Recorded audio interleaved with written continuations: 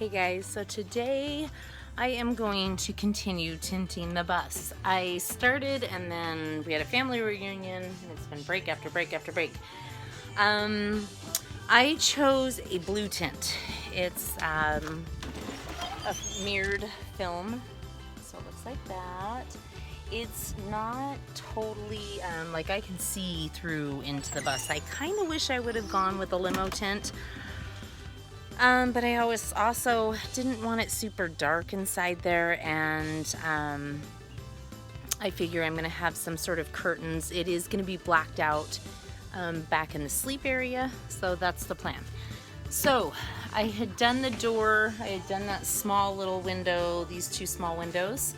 I hadn't finished until today, and I've done this window and this window and the back top three. So I am going to tint the rest of it, and I'm going to explain as much as I can to help anybody else that is tinting a bus or tinting any vehicle for that matter.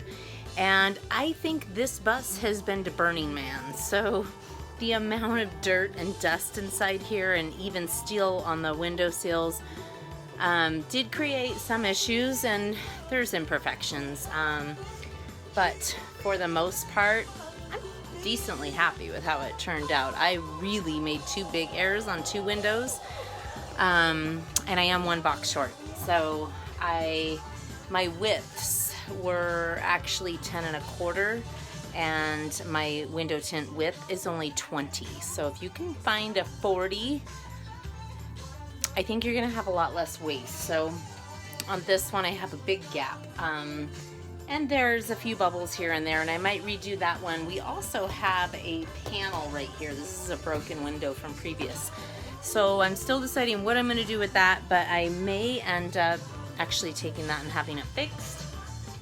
I may not, I don't know yet. I did the top three. I do want it blacked out on the bottom because I don't want people seeing in, but that's going to be insulated from the inside of the bus, so it'll be super blue mirrored on the outside. I do have a lot of waste, like I said, because I have those under 9-inch cuts.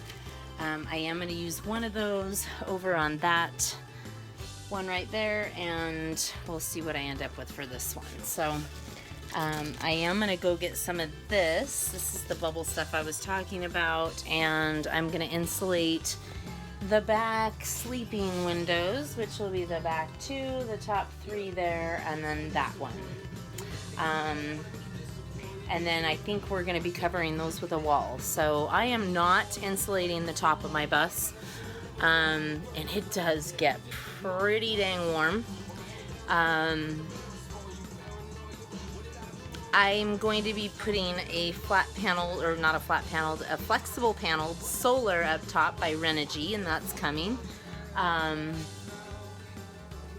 there will be a whole new video later, but as of right now I am choosing not to insulate the bus. I am just going to run the solar and run a mini deck on the back part.